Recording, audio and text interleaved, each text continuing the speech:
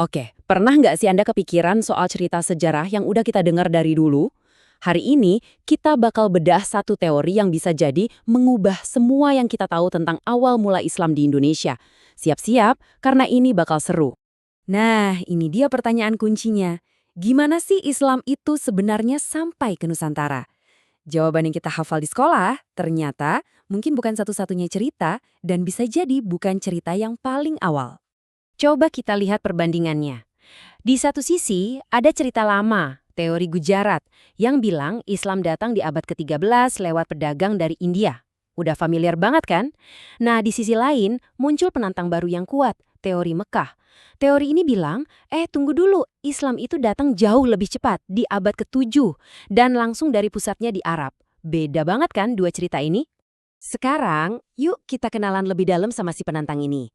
Teori Maka ini bukan sekedar alternatif, tapi benar-benar menawarkan cara pandang baru untuk menjawab pertanyaan yang udah lama ada. Jadi, apa sih sebenarnya teori Mekah itu? Gampangnya gini, teori ini percaya kalau Islam masuk ke Indonesia itu nggak lewat perantara dari India, tapi dibawa langsung oleh para utusan dari tanah Arab, khususnya dari Mekah dan Mesir pada abad ke-7, langsung dari sundernya. Tentu aja, kalau ada klaim seberani ini, buktinya harus kuat dong. Nah, disinilah ceritanya jadi makin menarik. Mari kita telusuri satu persatu petunjuk sejarah yang jadi fondasi teori ini.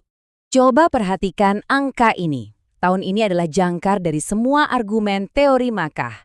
674 Masehi, sebuah tanggal yang ratusan tahun lebih awal dari yang selama ini kita pelajari. Jadi, ada apa di tahun ini? Nah, ini dia buktinya. Ternyata sumbernya datang dari luar, dari catatan sejarah Tiongkok kuno.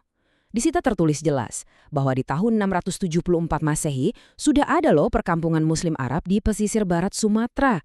Ini bukan spekulasi ya, ini adalah fakta yang tercatat. Bukti berikutnya, ini kayak main detektif-detektifan. Coba lihat tabel ini. Kerajaan Islam pertama kita yang besar, Samudra Pasai, itu menganut mazhab Syafi'i. Nah, coba tebak, mazhab yang sama ini dominan di mana pada waktu itu? Betul, di Mekah dan Mesir. Sebaliknya, Gujarat di India, yang katanya jadi asal Islam di sini, mayoritasnya malah mazhab Hanafi. Polanya jelas banget kan? Masih ada lagi petunjuk lainnya. Kali ini tersembunyi di sebuah gelar kehormatan, Al-Malik. Mungkin kedengarannya biasa, tapi asal-usulnya ini yang jadi kunci pembuka misteri. Jadi gini, gelar Al-Malik yang dipakai oleh raja-raja Samudra Pasai itu ternyata bukan gelar dari India.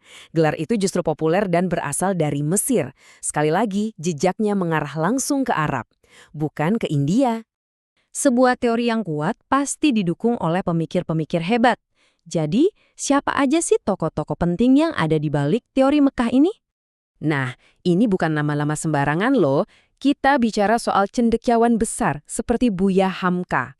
Bahkan sejarawan barat terkemuka seperti Van Leer dan T.W. Arnold juga ikut mendukung. Jadi teori ini punya bobot akademis yang sangat kuat. Logika mereka sebenarnya sederhana tapi sangat masuk akal.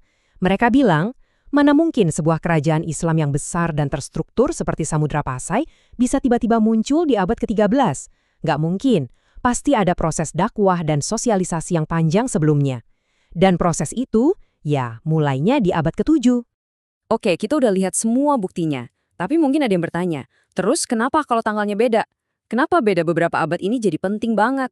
Nah, ini dia jawabannya. Coba lihat visual ini. Kita nggak lagi ngomongin beda 50 atau 100 tahun. Ini bedanya 600 tahun. 6 abad. Itu adalah sebuah rentang waktu yang luar biasa panjang dalam sejarah. Jurang perbedaannya sangat besar. Jadi, intinya begini, kalau kita menerima teori Mekah, artinya kita sedang menulis ulang babak awal sejarah bangsa kita. Ceritanya bukan lagi tentang pengaruh tidak langsung dari India, tapi jadi sebuah kisah tentang hubungan yang dalam, langsung, dan sangat awal dengan jantung peradaban Islam di Arab. Sebagai penutup, saya mau kasih satu pertanyaan buat kita renungkan sama-sama.